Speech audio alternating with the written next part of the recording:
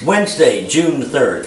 Lake level's 926. It's actually, or I'm sorry, 919.26. It's actually came down 6 inches in the last 24 hours.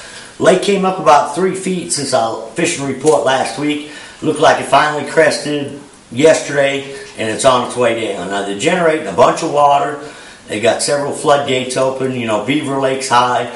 So I'd say there's going to be a ton of current in the lake for another week or two. Water temperatures, it's anywhere from 72 to 76 degrees. Before I get into the fishing report too, I'd like to thank all the people that bought raffle tickets for Officer Pearson, the Springfield police officer that got shot. I think the drawing is next week, and they raised almost $130,000 for him and his family. So that's an awesome deal. Everybody needs to pat themselves on the back for helping out. And somebody's going to be the winner of a $75,000 Ranger bass boat. So it's going to be a good deal all the way around. But, the past week or so, the fishing's pretty much been phenomenal. Anytime you get cloudy, overcast days in the end of May, 1st of June, when the fish are in a post-spawn pattern, it's just a ball. We've been able to catch topwater fish all day long, and even when the sun comes out, it slows down a little bit, but we've still been able to catch them on top. And a couple of the different ways. When they slow down on top, one way I've been able to catch them is on a swim bait. And you can actually see the fish suspended out there above the trees. I've been throwing like a swim bait, a flutter spoon, and a fish head. I'll show you all them baits here in a minute.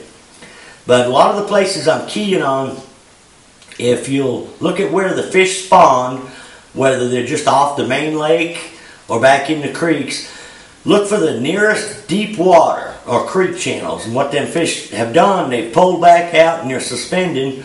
One of the key things that's holding them in one spot from day to day is submerged timber. They're suspending over the timber, and also a lot of the reason they're hanging there is because the shad are actually spawning and laying their eggs in that timber as well. So the combination of the deep water, treetops for cover, and the bait fish, there's several spots that I've been able to go to every day and catch a lot of fish from those spots.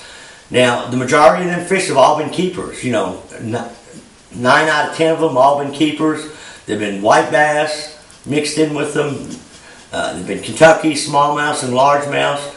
And, we had a tournament last weekend, and I think out of 50 boats, I want to say 47 boats had limits. So that just kind of goes to show how good the fish are biting. And talking with the guys, I know a majority of them were caught, pretty much on top water throughout the day. There's a lot of different ways that you can catch them, but right now, as long as they continue to bite the top water, that's kind of our main deal, because I don't think there's any better way to catch them. Now, I have been able to catch some on a football jig, and these fish are going to, starting to move out deeper and deeper now, getting close to their summertime patterns. One deal that's going to come into play, and it is a little bit right now, is a drop shot rig. And next week I'm going to get into that, how I rig it, what kind of baits I use, and where I fish it. But, right now, especially in the morning for the next 2-3 weeks, there's still going to be a topwater bite. And this topwater deal has been working for me from one end of the lake to the other. I don't think it's as good down in the dam area. There's a little bit more staying in the mid-lake, like from Kimberling City to up in the White River and up into James. It's been working the best. But I've been down at the dam, I think, 2 days in the past week, and I've been able to catch them down there all day as well. Just not as many. The quality's still good down there by the dam, but I'm not getting into the numbers of fish that I am in the mid-lake area. Now, a lot of the fish, like I say, if the sun comes out, I haven't had too many days where we had to pick up a finesse bait or go on a bottom. What we've done is just for a change, tried something a little bit different. And I've been getting bit on a football jig. Some of these same areas, kind of more main lake points where I've got a channel on one side, and I'm catching them anywhere from 15 to 25 feet. Now, a lot of those type fish, and they're going to move out deeper. There's drop shot fish being caught 25 to 35 feet. But I've been catching them on a 5/8 and a 3/4 ounce football jig. And I'm using either a Zoom Speed Craw or a Strike King baby rage tail craw. A lot of the colors that are working real good are green pumpkin, watermelon, watermelon red. Now on the top waters, I don't think there's any particular top water you got to throw. I've been playing with all different sizes and versions. If you'll notice, like this spook, it's about got holes wore in the side. My clients have, from throwing them so much, you got the hooks wearing the baits out. One that I've been throwing a bunch is the Strike King Sexy Dog. And the same way here, you'll see where I got the sides of the bait, the holes about, wore in it. But there's not any certain color that's working. I mean, I'm getting bit on, those are kind of a natural shad color. I've been getting bit on bone. This is a jointed thunder stick. Getting bit on, this is a Strike King Splash It, but a poplar, chug bug, anything of that nature will work as well. I usually tend to throw these a little bit more on spinning gear. The other ones I'll throw on a bait caster. Now last week also, I talked a lot about the bushes, with the water being up high, that there should be fish in the bushes. I haven't had a chance to get in the bushes a whole lot. This past weekend, when I was fishing that tournament, we had a limit in about an hour. So then we spent, 3 or 4 hours flipping bushes. And I could catch a lot of fish out of the bushes on a jig and a Texas rig beaver. But I couldn't get anything bigger than what we had caught on top water and the swim baits. So we went back out and worked a little bit more on that. Now the baits I've been catching them on, when I can't catch them on the top water or when they slow down, I've been throwing a 3.8 and a 4.8 Kitech swim bait. And you can also throw a fish head, it doesn't have to be a Kitech. Bass Pro makes one. I think it's they call it a tournament speed shad. That's what it is. It's kind of a knockoff of this one. But also on the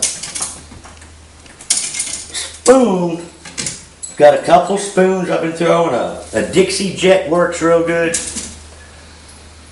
It's a Strike King here. I don't think they make these anymore. These are a little hard to get. This called a KC Wobbler.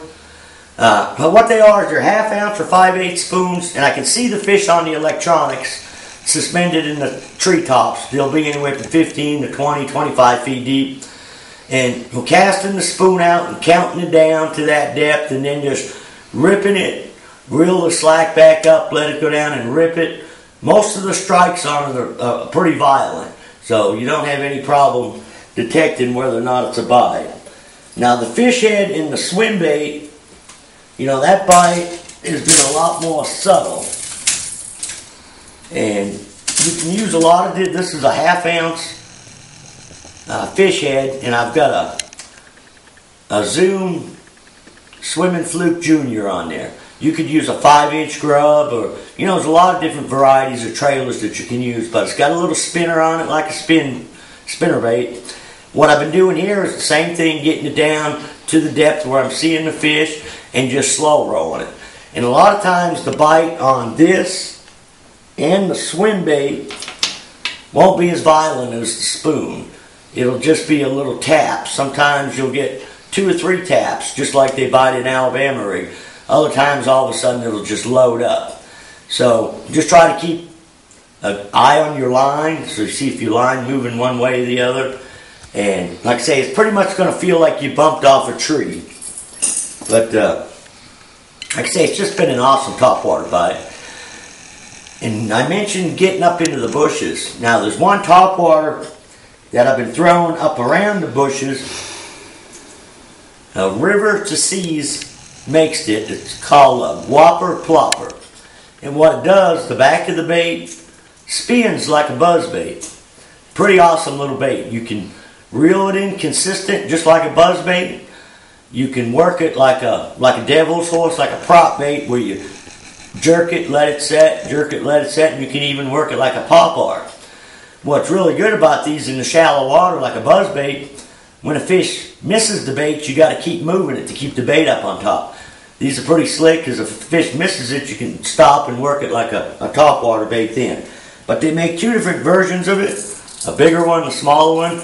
I've been finding the smaller one's been working real well around the bushes. Okay, well, next week we'll get into some drop shot rigging and where to fish it and how to fish it. So till then, good luck, good fishing.